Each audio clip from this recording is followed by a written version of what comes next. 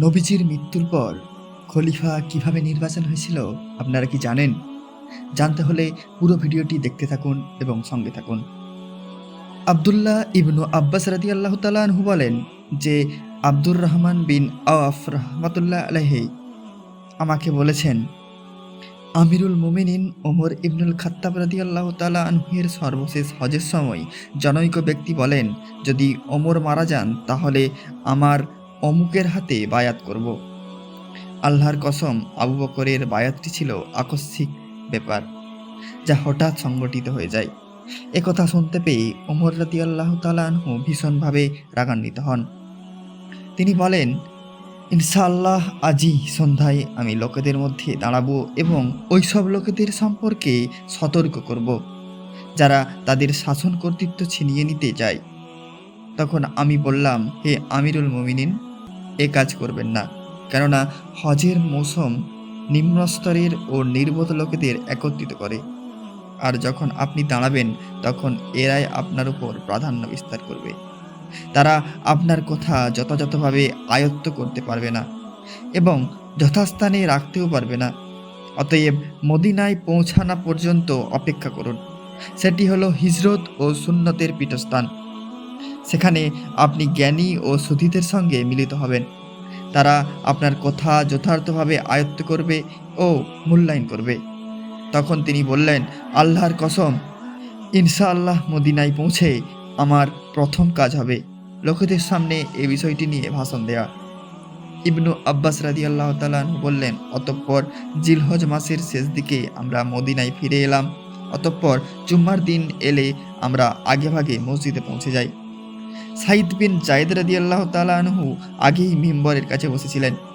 আমিও গিয়ে তার পাশে বসলাম এবং তাকে বললাম, আজ খলিফা এমন কিছু বলবেন যা তিনি এ যাবৎ কখনো বলেননি।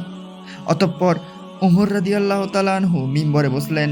অতঃপর আজান শেষে দাঁড়িয়ে হামদ ও সানার পর বললেন, আমি আজ তোমাদেরকে এমন কিছু কথা বলতে চাই যা বলার ক্ষমতা কেবল আমাকেই দেয়া হয়েছে।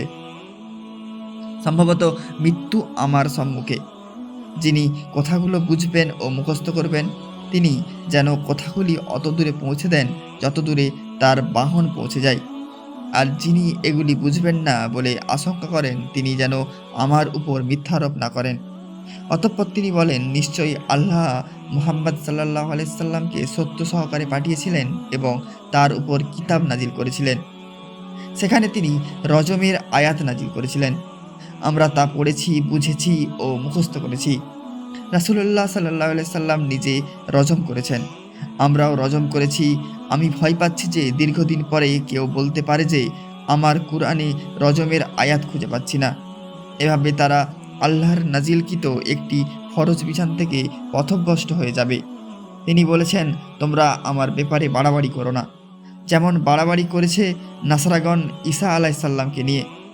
তোমরা বলো, আল্লাহর বান্দা ও তার রাসূল, আমার নিকট খবর পৌঁছেছে যে খলিফা নির্বাচনকালে আবু বকর রাদিয়াল্লাহু তাআলা আনহু এর বায়াতটি ছিল আকস্মিক। তবে আল্লাহ এই আকস্মিক বায়াতের ক্ষতি প্রতিহত করেছেন, কেননা সে সময় আবু বকর রাদিয়াল্লাহু তাআলা আনহু ছিলেন আমাদের সবার মধ্যে শ্রেষ্ঠ। তার মতো যোগ্য ব্যক্তি কেউ ছিলেন না। রাসূলুল্লাহ সাল্লাল্লাহু আলাইহি সাল্লামের মৃত্যুর পর আমরা জানতে পারলাম যে আনসারগণ আমাদের বিরোধিতা করেছেন। তারা সাকিফা বানি সাঈদাতে জমা হয়েছেন।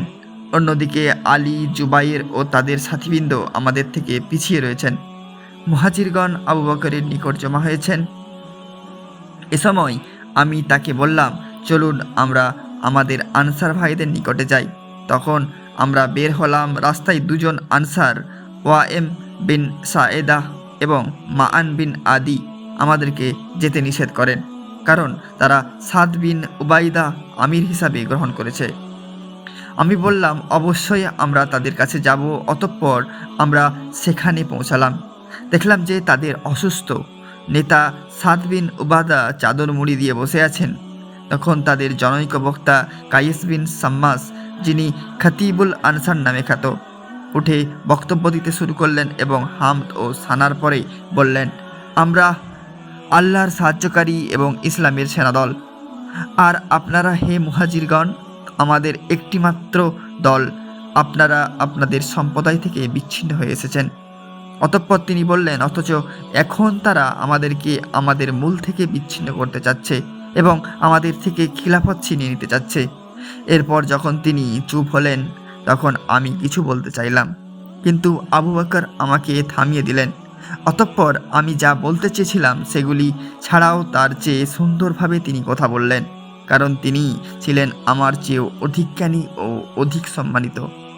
তিনি বললেন, তোমরা যা বলেছ নিঃসন্দেহে তোমার তার যোগ্য, কিন্তু আরবরা কখনোই খিলাফতের জন্য কুরাইশ বংশ ব্যতীত অন্য কাউকে স্বীকার করবে না, কারণ তারাই হলো আরবদের মধ্যে সর্বোচ্চ বংশের ও সর্বোচ্চ স্থানের। অতএব আমি তোমাদের জন্য এই দুজন ব্যক্তির যে কোনো একজনের ব্যাপারে রাজি হলাম। তোমরা এদের মধ্যে যাকে চাও বায়াত করো।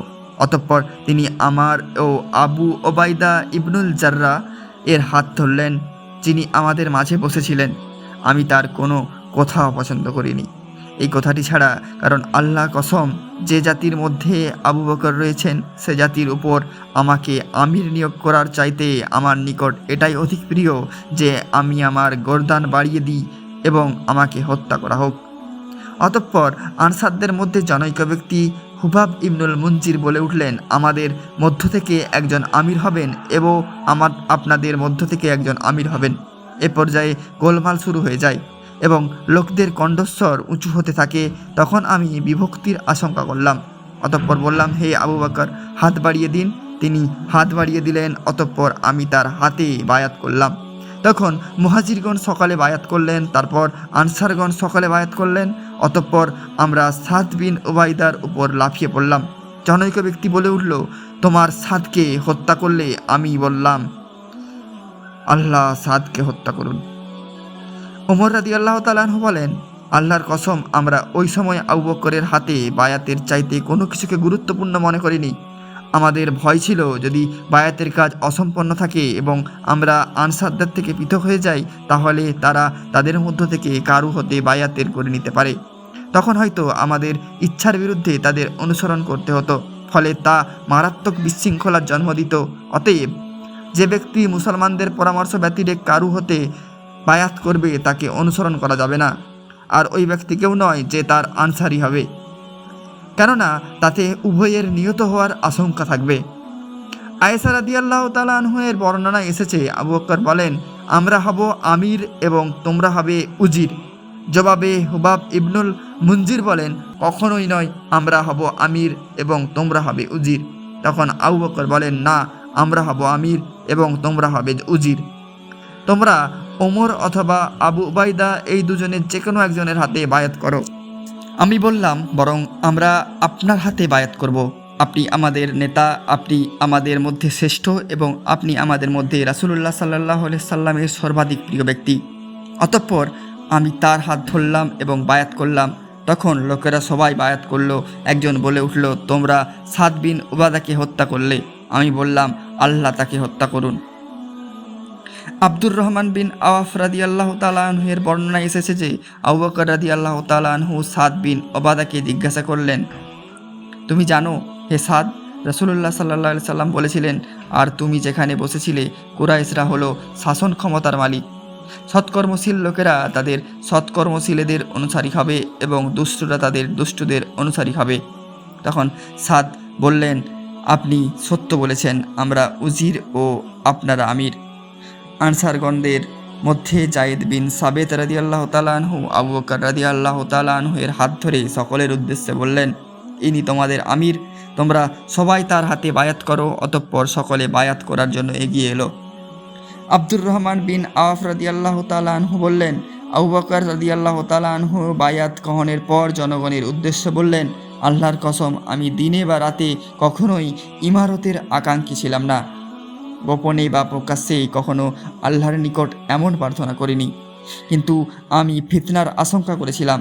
আমি জানি যে নেতৃত্ব কোনো শান্তি নেই, তথাপি আমি একটা গুরুদায়িত্ব কাঁধে নিয়েছি যা বহন করার ক্ষমতা আমার নেই। আল্লাহর তৌফিক ব্যতীত আমি চাই আমার চাইতে একজন শক্তিশালী মানুষ আজ এই দায়িত্ব গ্রহণ করুক।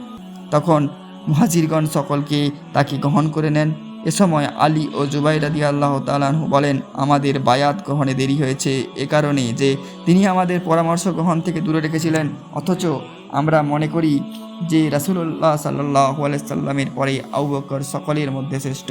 তিনি তার গুহার সাথী এবং দুইজনের দ্বিতীয় ব্যক্তি। আমার তার মর্যাদা ও জ্যেষ্ঠতা সম্পর্কে জানি। রাসূলুল্লাহ সাল্লাল্লাহু আলাইহি সাল্লাম তাকে স্বীয় জীবদ্দশায় তাকেই সালাতের ইমামতির দায়িত্ব দিয়েছিলেন। ইবনু কাসির বলেন, উপরোক্ত ঘটনার মধ্যে গুরুত্বপূর্ণ বিষয় রয়েছে যে আলী রাদিয়াল্লাহু তাআলা আনহু এর বায়াত রাসূলুল্লাহ সাল্লাল্লাহু আলাইহি সাল্লামের মৃত্যুর প্রথম দিনে হয়েছিল না দ্বিতীয় দিনে হয়েছিল। এ ব্যাপারে এটাই সত্য যে আলী রাদিয়াল্লাহু তাআলা আনহু কোনো সময়ের জন্যই আবু বকর রাদিয়াল্লাহু তাআলা আনহু থেকে পৃথক ছিলেন না। তার পিছনে কোনো ওয়াক্ত সালাত আদায় করা থেকে দূরে ছিলেন না। তিনি তার সাথে রিদ্দার যুদ্ধে অংশগ্রহণ করেছিলেন। কিন্তু যখন ফাতেমা রাদিয়াল্লাহু তাআলা আনহের পক্ষ থেকে স্বীয় পিতার মিরসা দাবি করা হয়, অথচ তিনি জানতেন না উক্ত বিষয়ে রাসূলুল্লাহ সাল্লাল্লাহু আলাইহি সাল্লামের হাদিস এই মর্মে যে আমরা কোনো উত্তরাধিকার রেখে যাই না, যা কিছু রেখে যাই সবই সাদকা হয়ে যায়। তখন আলী রাদিয়াল্লাহু তাআলা আনহু ফাতেমা রাদিয়াল্লাহু তাআলা আনহু এর খাতিরে বায়াত থেকে দূরে থাকতেন। অতঃপর 6 মাস পর তার মৃত্যু হলে তিনি আবু বকরের হাতে পুনরায় বায়াত করেন, যা তিনি ইতিপূর্বে রাসূলুল্লাহ সাল্লাল্লাহু আলাইহি সাল্লামের দাফনের পূর্বে একবার করেছিলেন। তিনি বলেন, চিন্তাশীল ব্যক্তি মাত্রই বুঝতে পারেন যে আবু বকর রাদিয়াল্লাহু তাআলা আনহু এর খেলাফত মুহাজির ও আনসার সাহাবীগণের ঐক্যমতে সম্পাদিত হয়েছিল। আবু ওয়াইল রাদিয়াল্লাহু তাআলা আনহু বলেন, আলী ইবনু আবি তালিব রাদিয়াল্লাহু তাআলা আনহুকে বলা হলো, কেন আপনি আমাদের খলিফা হলেন না? জবাবে তিনি বললেন, রাসূলুল্লাহ সাল্লাল্লাহু আলাইহি সাল্লাম যাকে তার প্রতিনিধি করে পাঠিয়েছিলেন তিনি খলিফা হয়েছেন। আল্লাহ যদি জনগণের কল্যাণ চান তাহলে তাদেরকে আমার পরে তাদের শ্রেষ্ঠ ব্যক্তির উপর একত্রিত করবেন, যেমন তিনি তাদেরকে তাদের নবীর পরে তাদের মধ্যকার শ্রেষ্ঠ ব্যক্তি হিসাবে একত্রিত করেছেন। উপরের আলোচনায় একথা পরিষ্কার হয়ে গেছে যে আবু বকর রাদিয়াল্লাহু তাআলা আনহু এর খেলাফত নিয়ে আলী রাদিয়াল্লাহু তাআলা আনহু এর কোনো সরব আপত্তি ছিল না, যেমনটি শিয়ারা ধারণা করে থাকেন। উল্লেখ্য যে উমর ফারুক রাদিয়াল্লাহু তাআলা আনহু এর খেলাফতকাল ছিল 13 হিজরি থেকে 23 হিজরি পর্যন্ত। সর্বশেষ 23 হিজরিতে হজ সম্পাদনা শেষে মদিনায় ফিরে তিনি জুম্মার দিন উক্ত ভাষণ দেন। পরে 26শে জিলহজ বুধবার ফজরে সালাত অবস্থায় মুগিরা বিন সুবাহ রাদিয়াল্লাহু তাআলা আনহু এর মাজুসি অথবা খ্রিস্টান গোলাম আবু লুলু কর্তৃক আহত হন ও শাহাদাত গ্রহণ করেন।